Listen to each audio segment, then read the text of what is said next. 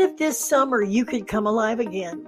My new book is almost here. Peace is more expensive than lobster, a wake-up call with lipstick. And over the next 7 weeks, I want to take you on the journey with me.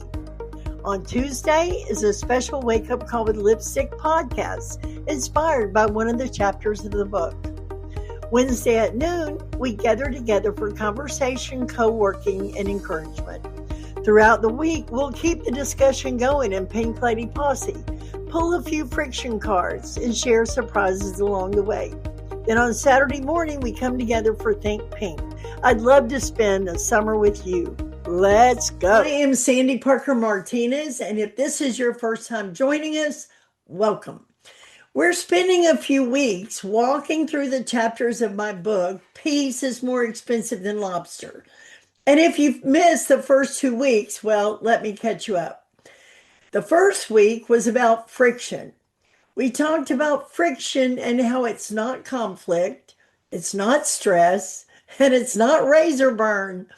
Friction is drag, the invisible drag that quietly makes life feel harder than it needs to be. Then we began looking at the different ways women adapt to friction. And I'm calling this series, The Women You Know. How do I know you know them? Because we are them. Maybe we have all the patterns, maybe we don't. And they're not personality types. They're not diagnoses. They're not labels. They're just patterns that we've developed over time. And here's what's important. None of us are broken. Every one of us has adapted for a specific reason. And the more women I talk to, the more I realize we probably all recognize ourselves in several of them. Last week, we met our first woman, the peacekeeper. The woman who learned that keeping everyone else comfortable felt safer than asking herself what she wanted. And judging from your emails and your comments and your messages, she hit a nerve.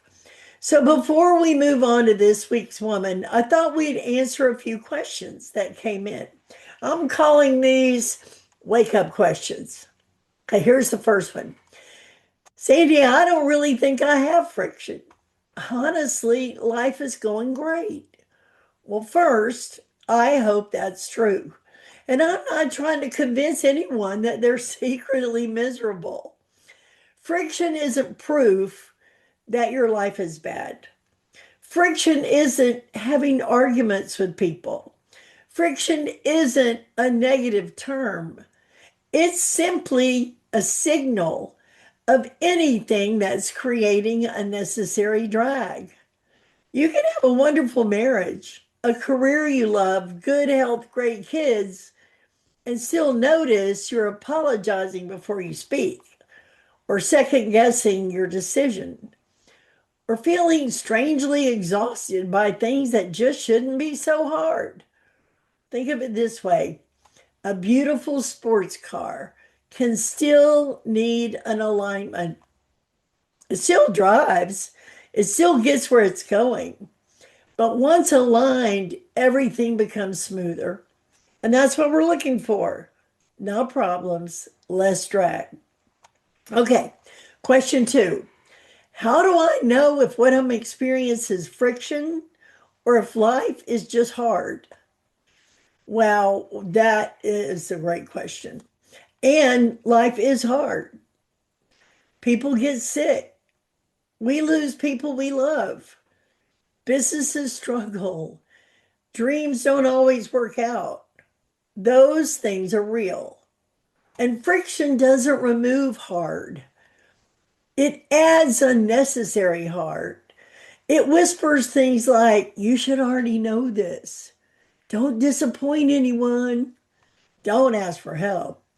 You'd better keep proving yourself. The situation may already be difficult, but friction makes it heavier than it needs to be. Okay, question 3. Isn't it a good thing to be a peacemaker? Absolutely. The goal isn't to stop being kind. The goal isn't to become selfish, and the goal certainly isn't to start picking fights. Being a peacemaker is a beautiful quality. The problem is when keeping the peace costs you your own peace. When you automatically put everyone else's comfort ahead of your own, when you swallow what you really think, when you say yes because saying no feels uncomfortable, and when you manage everyone else's emotions while quietly ignoring your own. That's not peacemaking anymore. That's self abandonment. A true peacemaker helps create peace. A peacemaker often feels responsible for carrying it. There's a big difference. One comes from love, the other usually comes from fear. So, if you recognize yourself in last week's women, well, don't hear criticism, hear compassion. She isn't broken, she's adapted. Now, let's meet this week's woman. And at first glance, she doesn't seem to have a problem at all. In fact, she's probably the woman everyone else admires. She's organized, dependable, capable. She gets things done. And if something falls apart, she's the one you call. If there's a crisis, she steps in. If there's a volunteer needed, her hand goes up. She remembers birthdays, packs lunches, books appointments, plans vacations, keeps the family moving, keeps the business moving, and somehow makes it all happen. People look at her and think, I don't know how she does it. And honestly, neither does she. Because underneath all of that competence is a question she rarely says out loud. If I don't do it, who will? That's the question that's driving her. Not because she's controlling, not because she wants to be the hero, because somewhere along the way, being capable became part of her identity. Being dependable made her feel safe. Being needed made her feel valuable. So she became the woman everyone can count on. The problem is, eventually, everyone did. Little by little, she became the one person nobody was taking care of. She's exhausted, and not because she's weak. She's carrying a load that was never meant to rest on one person's shoulders. So, this is what I call her, the high capacity woman. She isn't broken, she adapted. The other day, I heard someone say something that made me stop in my tracks. When did you can have it all become you can do it all? When did you can have it all quietly become you can do it all? Man, I had to laugh because somewhere along the way, I think a lot of us accidentally accepted that promotion. We have careers, raise children, take care of aging parents, volunteer, run businesses, remember birthdays, plan vacations, help our friends, take meals to people, organize gatherings, keep the house running, stay healthy, smile. And somehow we started believing we were supposed to do all of that. No wonder we're tired. In fact, yesterday I caught myself doing this. I was just trying to make some social media reels for Instagram, graphics, captions, websites, all the pieces that go into sharing a message. And I remember saying out loud, man, I wish somebody would just do this for me. And then 30 seconds later, I thought, oh, forget it. I'll just do it myself. Have you ever done that? Of course you have. That's the high capacity woman. She doesn't necessarily want to do everything. She simply doesn't believe it's safe to let go. She tells herself, it'll be faster if I just do it. I don't want to bother anybody. I'll just take care of it. Or if I don't do it, it won't get done. Or maybe it won't get done right. Sound familiar? Here's what I think is really happening. Last week's woman, the peacekeeper, believed keeping everyone happy keeps her safe. This week's woman, the high capacity woman, believes being needed makes her valuable. Or maybe even more honestly, if I stop carrying it, will everything fall apart? That's not about laziness. And it isn't about productivity. It's about identity. When being capable becomes who you are, it's hard to know when to put something down.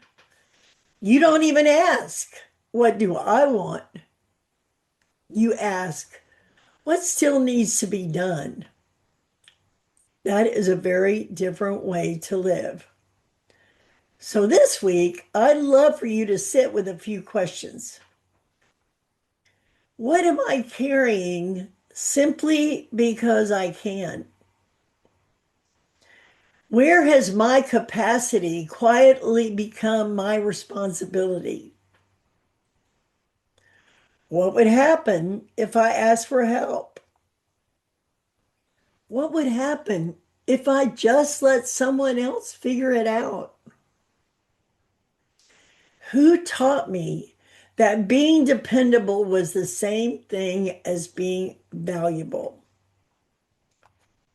And finally, if I stopped believing everything depended on me, what might become possible?